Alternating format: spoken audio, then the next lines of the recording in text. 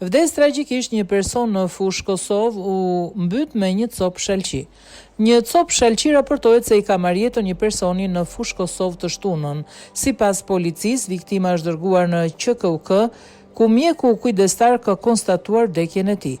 Me vendim të prokurorit, trupi pa jetë është dërguar në Institutin e Mjekësisë Ligjore IML për obduksion. Hetimi mbi vdekjen.